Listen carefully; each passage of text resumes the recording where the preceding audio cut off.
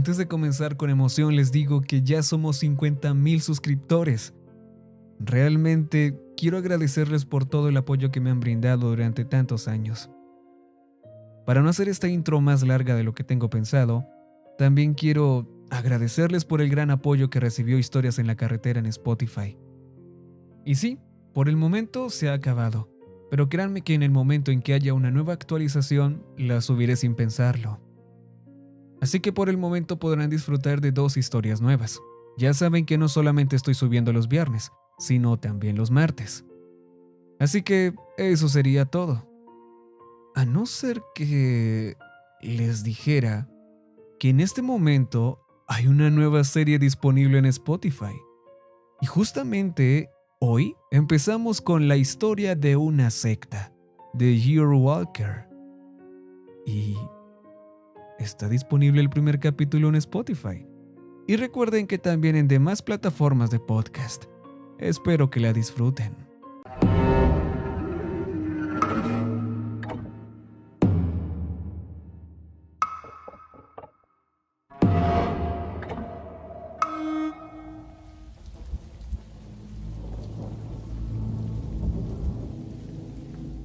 Cuando viajas en un avión comercial, tú y tus compañeros se convierten temporalmente en las personas más vulnerables del planeta.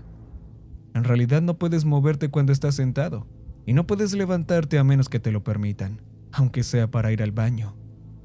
Controlan el agua que puedes beber e incluso el aire que respiras. Los niños de primer grado tienen más libertad que los pasajeros de un avión. Los presos tienen más autonomía. Las aerolíneas intentan que ignores este hecho con películas a bordo, pero tu cuerpo animal conoce la verdad. Por eso volar es una pesadilla. Sin embargo, nos apuntamos a esta pesadilla porque la inmensa mayoría de los vuelos despegan y aterrizan sin problemas. Dicen que es más seguro que conducir un auto, ¿verdad? Pues bien, yo sé lo que ocurre durante esas anomalías estadísticas en las que el avión se estrella o, lo que es aún más raro, desaparece. Antes de contar mi historia, debes saber que te pondrás en peligro solo con escucharla. Hay gente que no quiere que mi historia salga a la luz. Peces gordos, con carteras más gordas que tienen mucho que perder. Pagan demasiado dinero para mantener esta historia fuera de las noticias principales y de las redes sociales. Y por eso decidí venir aquí, a Reddit. Este lugar da a mi historia la negación plausible de ser ficción y me permite permanecer en el mayor anonimato posible. Era profesor de historia y me dirigí a la primera gran conferencia en la que participaría como ponente principal. No soy irlandés. Bueno, biológicamente soy un cuarto irlandés, pero no soy de Irlanda. Por si no se deduce de la última frase, soy estadounidense, o al menos lo era. Y solo estuve en Europa en un año sabático. Me especialicé en la época de la Primera Guerra Mundial, lo cual suena un poco tópico para un tipo blanco soltero, pero era bueno en lo que hacía. Mi investigación incluía nuevas pruebas, que daban una especie de giro utilitario a los resultados de la guerra, de una forma que otros historiadores encontraron interesante. Ahora pienso que es una absoluta mierda, pero en aquel momento estaba bastante orgulloso de mi trabajo. La guinda de mi presentación fue un accesorio que me traje a Estados Unidos dentro de mi destartalado maletín de cuero marrón. Me paseaba de un lado a otro en el aeropuerto, sin perder nunca de vista la puerta de abordaje. Había tenido pesadillas con la idea de perder el vuelo durante una semana, y estaba decidido a que eso no ocurriera. Incluso compré asientos preferenciales para ser el primero en subir al avión. Por el intercomunicador, una mujer inglesa anunciaba la llegada de mi avión. Corrí hacia la puerta del abordaje, tan ansioso por llegar a mi asiento, que creía que era por orden de llegada. La misma mujer pidió que se sentara primero quien necesitara asistencia especial. Una anciana en silla de ruedas levantó un brazo flácido y uno de los trabajadores se acercó y la hizo pasar por delante de mí. La miré con el ceño fruncido, mientras rodaba por el pasillo que conectaba la terminal con el avión. Me sacó la lengua al pasar, lo que mi nervioso cerebro interpretó como: en realidad no necesito esta silla de ruedas, solo quería entrar antes que tú. La gente mayor cree que puede salirse con la suya. Esperé impaciente fuera de la puerta a que llamaran a mi grupo de asientos, dando golpecitos nerviosos con los pies como un cachorro que acaba de hacer un truco y espera una golosina. Después llamaron a los asientos preferenciales y me apresuré a entrar en el túnel antes incluso de que terminaran de escanear mi billete. Una cosa que he olvidado mencionar es que mi madre viajaba conmigo. Había salido un mes después que yo y me hizo compañía en la habitación de invitados mientras yo estaba en lo que ella llamaba vacaciones pagadas. Le pagué el billete, por supuesto, pero pensé que no necesitaba un asiento preferencial. Pasó media hora antes de que se sentara a mi lado. «Gracias por hacerme esperar sola», dijo con un resoplido mientras se sentaba en el asiento del medio a mi izquierda. Yo había elegido el asiento del pasillo, cosa que a mamá le pareció bien porque medía unos 25 centímetros más que ella. «Pero no necesitabas el asiento preferencial», le expliqué. «Sí, y tú tampoco», se burló. «Ya sabes lo preocupado que he estado por este vuelo. Me habría muerto en la cola contigo. Además», bajé la voz, «podrías haber pedido ayuda», dije señalando a la anciana que había llegado antes que yo. Mamá frunció el ceño. «Volar saca lo peor de ti, ¿verdad, Tim? Jesús, creía que ya se te había pasado. Lo bueno es que al menos no lloras». Levantó una ceja interrogante. «¿Verdad?». Estaba a punto de responder cuando un caballero corpulento y peludo, con una notable falta de antitranspirante, hizo un gesto hacia el asiento de la ventanilla, indicando que era el suyo. Nos levantamos y él pasó a nuestro lado. Le dije a mamá la palabra «lo siento». Ella frunció el ceño y volvió a sentarse. La primera mitad del vuelo fue como todas las demás. El capitán hizo un chiste antes de despegar, la tripulación se aseguró de que todas nuestras bandejas estuvieran guardadas, nos elevamos en el aire y una vez que alcanzamos la altitud crucero, se apagaron las señales de los cinturones de seguridad y las luces de la cabina se atenuaron para facilitar las siestas. Cosas normales de un vuelo. La primera señal de problemas vino del hombre apestoso del asiento de la ventanilla. Dijo algo en un idioma que no entendí, pero por su tono de voz pude traducirlo vagamente como un «mierda». Me incliné para echar un vistazo por la ventanilla y lo vi. A unos 15 metros de la punta del ala había lo que al principio parecía una nube de forma extraña. La parte inferior de su cuerpo tenía la forma de una taza de té al revés.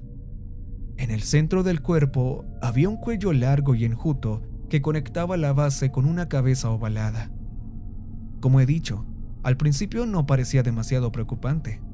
Era blanco y esponjoso, y casi, tierno. Lo único preocupante era que mientras volábamos, la mayoría de las nubes parecían pasar a nuestro lado. Esta nube de aspecto extraño parecía venir hacia nosotros. «Dios mío, ¿qué demonios es eso, Tim?», me preguntó mamá. «No lo sé», respondí con sinceridad. «Pero por la forma en que se mueve, parece que probablemente sea un globo meteorológico o algo así, arrastrado por la corriente de aire. Seguro que los pilotos son conscientes de ello». Como si nada, el avión se sacudió bruscamente hacia un lado, tirando nuestras tazas de agua de cortesía al suelo. «¿Ves?», solté una risita nerviosa, tratando de tranquilizar a mi madre y a mí mismo. La cosa volvió a saltar hacia adelante. Toda la fila dio un respingo. Ahora flotaba por encima de la punta del ala y fuera lo que fuera, no había forma de esquivarlo. «¡Dios mío, Tim!», jadeó mamá y me apretó el brazo. La cosa estaba cambiando. Se estaba volviendo más oscura y más definida en su forma. Poco a poco se volvió gris, como una nube de tormenta, y finalmente negro azabache. La parte inferior se dividió en secciones, que se separaron y empezaron a retorcerse como tentáculos flotantes. Mi madre gritaba: «¿Qué hacemos? Dios mío, ayúdanos, por favor, por favor». Y sin saber qué más hacer, grité: «¡Auxiliar de vuelo! ¡Tiene que ver esto!». Miré a mi alrededor en busca de la azafata más cercana y no encontré a ninguna. Fue entonces cuando me di cuenta del repetido ruido sordo procedente de la parte delantera del avión. Asomé la cabeza por el pasillo y vi a 4 de las azafatas aporreando la puerta de la cabina, mientras las otras 2 practicaban la reanimación cardiopulmonar a la anciana de delante. Pronto una azafata empezó a dar patadas a la puerta y el resto siguió su ejemplo. Después de lo que pareció demasiado tiempo, se oyó un chasquido y la puerta se abrió de golpe. Me quedé boquiabierto. Había otra cosa idéntica con los tentáculos apretados contra el cristal. Tenía una boca rodeada por un anillo de dientes afilados, con otros 2 anillos de dientes que se abrían y se cerraban más abajo en su garganta. La boca había atravesado el parabrisas y se movía como si estuviera succionando el aire del avión. La azafata más valiente se apresuró a entrar en la cabina, asegurándose de mantenerse a distancia de la boca palpitante de la criatura. No pude oír lo que decía por encima de la creciente conmoción de mis compañeros, pero no hacía falta. Podía verlo por mí mismo. 2 asientos vacíos. Los pilotos ya no estaban. Y puede que yo solo fuera un profesor de historia, sin apenas conocimientos de aviación, pero sabía que no eran buenas noticias.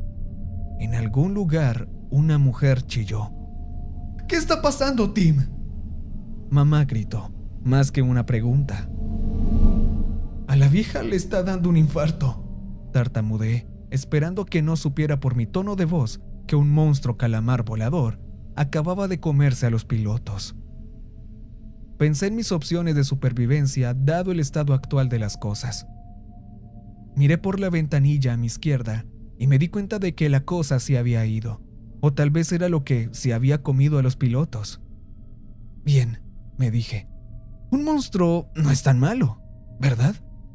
Probablemente podamos averiguar cómo combatirlo, al menos el tiempo suficiente para que los militares vengan, y parece que la cabina sigue siendo hermética, porque todo el mundo puede respirar perfectamente, y las máscaras de oxígeno no han saltado. Eso es algo, ¿verdad? Podíamos contra esa cosa. Pero estaba equivocado, en muchos aspectos. El avión voló a través de las nubes circundantes hacia una abertura, y lo que vi me quitó cualquier fingida esperanza de supervivencia que me quedara.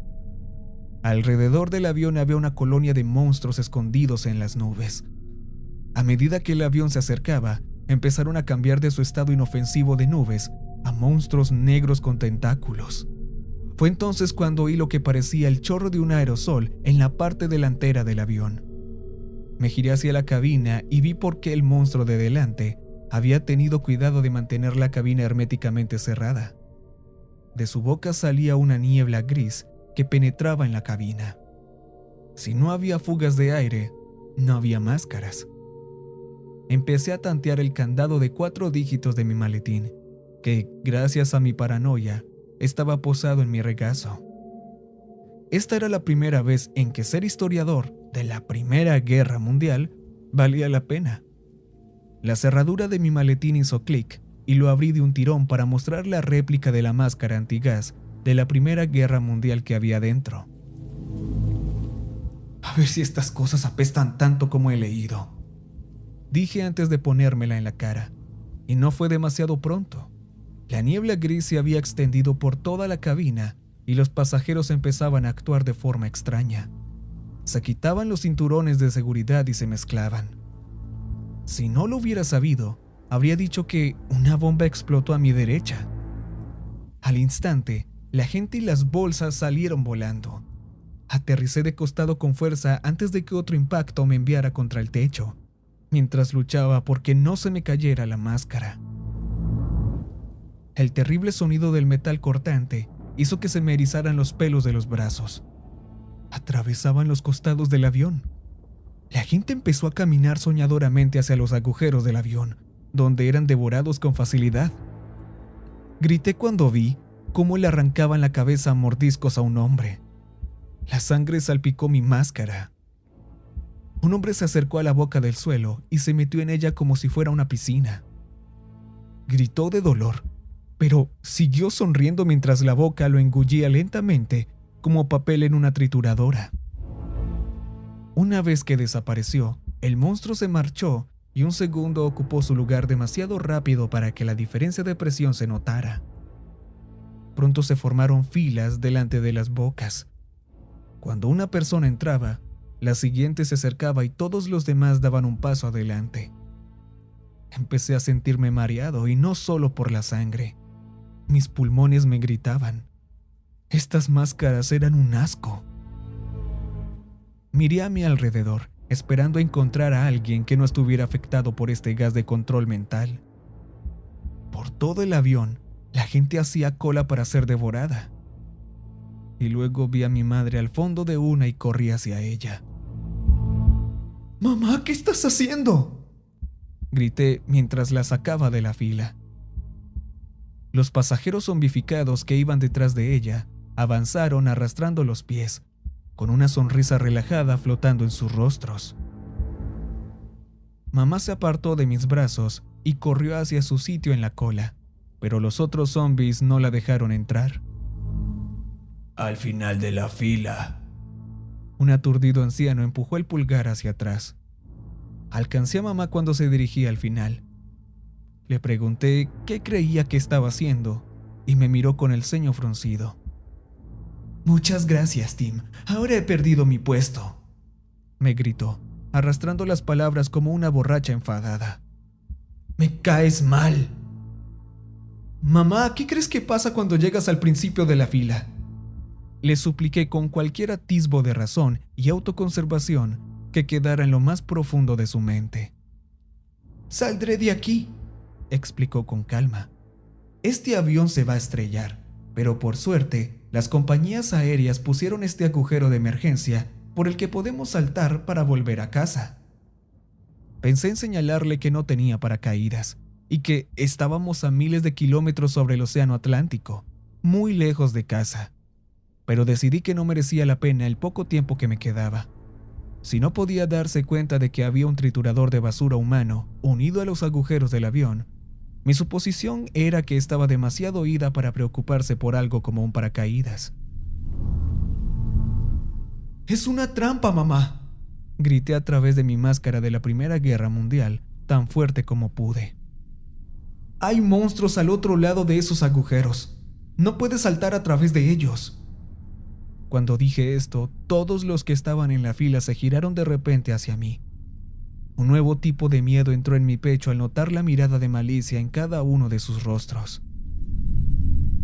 «¿Cómo te atreves a decir algo así?», gritó un hombre. «Eres un irresponsable y vas a conseguir que nos maten a todos», gritó una mujer. «Yo digo que hagamos algo con él», dijo otro hombre amenazadoramente.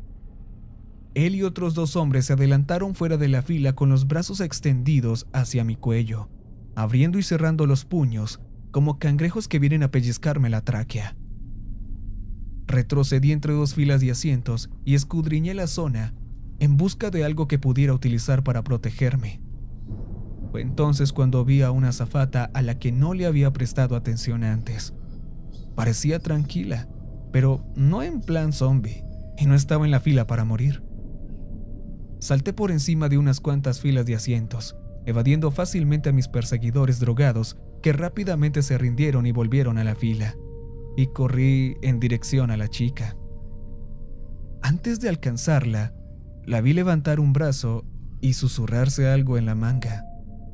«Oye, no estás siendo controlada mentalmente, ¿verdad?», le pregunté. Di un pequeño salto al escucharme, aparentemente sin saber que me había acercado a ella. Me miró a los ojos, se detuvo un momento como si estuviera decidiendo cuál debía ser su respuesta, y luego bajó los párpados y esbozó una sonrisa bobalicona como el resto de los pasajeros. Mi corazón se hundió por un segundo al creer su actuación, pero entonces me fijé en lo que había parecido una mochila normal a su espalda. Estando más de cerca, pude ver lo que era. Llevaba un paracaídas. «Oye», grité con toda la fuerza que pudieron mis pulmones faltos de oxígeno. «¿Qué demonios está pasando aquí?». «Tengo que ponerme en la fila», dijo con voz monótona. La agarré por los hombros. «Acabo de verte decir algo en la manga y llevas un paracaídas. Sé que no te han drogado como a los demás. Hice una pausa. Espera, ¿sabías que esto iba a pasar, verdad? Me miró a los ojos, esta vez con una pizca de miedo, como un niño al que han descubierto con las manos en la masa, intentando desesperadamente pensar en una buena excusa. O quizá como una espía a la que han descubierto. De repente me dio un puñetazo en el diafragma que me dejó sin aliento. Me doblé de dolor y ella aprovechó para arrancarme la máscara. Todo sucedió tan rápido que apenas me di cuenta, pero cuando sentí que la máscara empezaba a desprenderse de mi piel, respiré con rapidez. De rodillas, me abalancé sobre sus piernas y la derribé al suelo. Rápidamente, con movimientos instintivos que no sabía que podía ejecutar, salté encima de ella, inmovilizándole los brazos con las piernas, y le arranqué la máscara de la mano. En mi visión flotaban manchas oscuras. Necesitaba desesperadamente respirar. Me apreté la mascarilla contra la cara, sin esperar siquiera asegurármela en la cabeza, antes de tomar una bocanada de aire. Tras unas cuantas respiraciones, me coloqué bien la mascarilla y miré a mi cautiva. «Como quieras», dijo, «no saldrás vivo de aquí». En ese momento el avión dio un gran golpe y yo me fui de cabeza contra la pared de la cabina.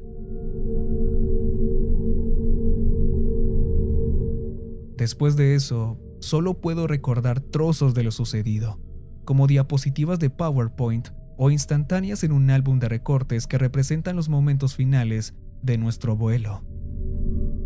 Llegué demasiado pronto, cuando un enjambre de monstruos partió el avión en dos, atrapando a tanta gente como pudo y dejando que el resto cayera a tierra. Vi a la espía salir corriendo de la cabina y lanzarse por los aires como un doble de una película de acción. El siguiente recuerdo que tengo es solo un destello, y es de mí cayendo por el aire. Luego recuerdo estar mojado y dar vueltas buscando algo a lo que agarrarme.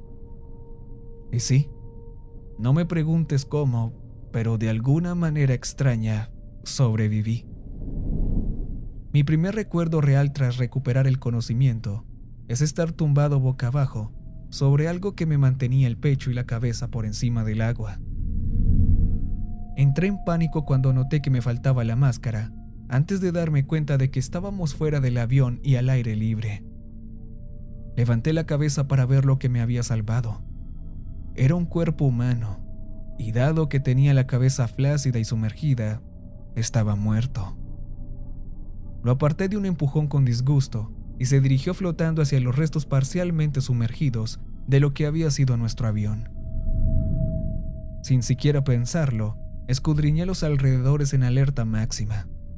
Es interesante lo mucho que tu cuerpo actúa por instinto cuando su vida está en juego. Vi que un helicóptero biplaza, sin identificación, como los que utilizan los militares para transportar personas, había aterrizado en el agua junto al avión.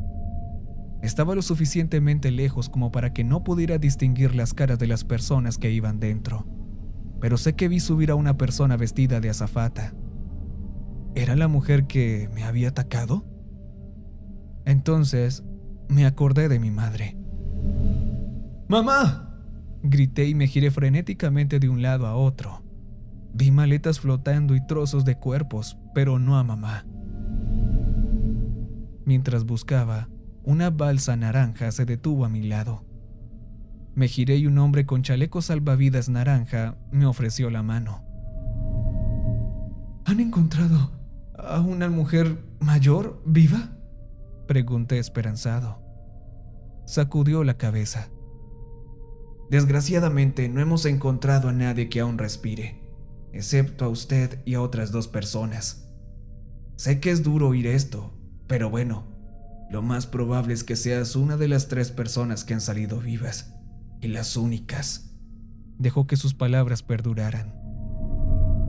Pensé en mi madre, en cómo había deseado desesperadamente meterse en la boca de aquel monstruo. Me dolía pensar que se había ido, pero sabía que él tenía razón. Probablemente ni siquiera había logrado volver a tierra. ¿Estás herido?, No lo sé, respondí, aceptando su ayuda para subir al bote. Creo que me golpeé la cabeza antes de caer. Su siguiente pregunta me sorprendió y me puso inmediatamente a la defensiva. ¿Recuerdas lo que pasó en el avión?, preguntó en un tono autoritario, casi como si fuera un agente de policía y yo un sospechoso. Podría haber sido solo una pregunta genuina o una forma de comprobar si había sufrido algún daño cerebral, pero decidí ir a lo seguro. No, dije, fingiendo confusión. Entonces decidí tantear el terreno. Lo único que recuerdo es unirme a una fila para algo. El hombre miró a su compañero, que blandía lo que parecía una pistola. Sacudió un poco la cabeza y el hombre volvió a mirarme. Bueno, probablemente has sufrido algún tipo de contusión cerebral. Por eso estás un poco confuso. Su compañero se dio cuenta de que yo miraba la pistola que tenía en la mano y añadió rápidamente. Solo es una pistola de bengalas. La disparamos cuando necesitamos más ayuda. Si hay demasiada gente en una zona y cosas así. Asentí como si lo entendiera. Me ofrecieron una botella de agua e ibuprofeno y prometieron llevarme a un hospital donde examinarían el alcance de mis daños cerebrales. Mientras dábamos vueltas en busca de supervivientes, sentí algo pesado en el bolsillo de mi pecho. Era mi teléfono. No me lo podía creer. El bolsillo no estaba abotonado y, de alguna manera, había conseguido mantenerse así a pesar de todo. Lo comprobé y descubrí que no solo seguía funcionando, sino que además tenía una barra de servicio. Me reí entre dientes. Mira tú dónde viene a funcionar, pensé. Por alguna razón parecía tan irónico que, después de todo, mi teléfono hubiera salido sin un solo rasguño. Resultaría ser una bendición. Al final me subieron al helicóptero junto con los que, según supe, eran los otros dos únicos supervivientes. Una mujer española que sostenía en su regazo el cuerpo sin vida de un niño pequeño y gemía inconsolablemente. Y la espía. Lo más duro de todo el accidente fue tener que mirar a la cara a aquella falsa azafata y conversar con ella como si no recordara lo que había hecho. Antes de despegar, el copiloto se volvió para mirarme. «He oído que te has dado un buen golpe en la cabeza», me dijo, de un modo que más bien parecía una pregunta. Me estaba poniendo a prueba. No estoy seguro de lo que pasó exactamente. Solo sé que me duele mucho y no recuerdo nada. Al igual que en la balsa, el copiloto se giró y miró a su compañero. Luego volvió a dirigirse a mí. «¿A qué te dedicas?» «Soy profesor de historia», le expliqué. Luego, con la esperanza de asegurar mi regreso a casa, mentí un poco. «Se supone que tengo que dar el discurso de apertura en una conferencia dentro de unos 2 días. Y no te lo vas a creer, pero mi teléfono todavía funciona». Saqué el teléfono del bolsillo y señalé la barra de servicio. Así que los llamé y les dije que todo iba bien y que estaría allí el viernes. Me reí entre dientes, fingiendo que solo lo había dicho para señalar la ironía de mi situación. Los hombres se miraron y el piloto asintió. «Bien por ti», dijo. Aún no estoy muy seguro de qué atacó nuestro avión aquel día, pero sea lo que sea, los responsables saben de su existencia y quieren mantenerla en secreto. He intentado investigar sobre el tema, pero todo lo que he encontrado hasta ahora es la historia de un hombre que sobrevivió a un accidente aéreo pero con graves heridas. En el hospital contó que se abrió un agujero en el suelo del avión y que todos decidieron ponerse en fila de uno en uno y saltar por él. Explicó que en el calor del momento le pareció la decisión correcta. Por supuesto, el avión se estrelló antes de que él llegara al principio de la fila, lo que probablemente le salvó la vida. Siguió hablando de esto, casi obsesivamente, hasta que murió 3 días después de un infarto aparentemente no relacionado. ¿Por qué mentir y encubrir la existencia de estas criaturas? Quizá sean extraterrestres que han hecho un trato con los líderes mundiales, o quizás sean antiguos habitantes de la Tierra que exigen sacrificios humanos a cambio de una relativa paz. Tal vez el encubrimiento sea solo para que la gente siga comprando billetes de avión. Lo que sí sé es que el ejército de los Estados Unidos está al tanto de esas cosas y sigue sin hacer nada al respecto. excepto alimentarlos con más humanos. Y eso me hace pensar que, sean quienes sean, son lo bastante fuertes como para dar guerra a la mayor maquinaria bélica de la Tierra. Pensar en ello me estremece. Bestias gigantes, más fuertes que el ejército, escondidas entre las nubes. ¿Qué pasará cuando decidan bajar a hacernos una visita? Hay una razón por la que, incluso con tecnología militar y 1 millón de controles de seguridad diferentes, los aviones siguen cayendo e incluso desapareciendo. La gente tiene que saber que esas cosas están ahí fuera y que al volar se ponen a su merced. Si tienen la mala suerte de ser atacados, no hay nadie en la Tierra que pueda salvarlos. Desde que volví a casa me he dado cuenta de que la gente me sigue. A veces son hombres grandes que me siguen por la ciudad con gabardinas. A veces son mujeres hermosas con las que me tropiezo y que están sospechosamente interesadas en mí y en mi historia del accidente de avión. Dejo esto aquí con la esperanza de que al menos uno de ustedes me tome en serio y haga algo al respecto. Ahora, si me disculpan, tengo que irme. Acaban de llamar a mi puerta y creo que tú y yo sabemos quién está ahí.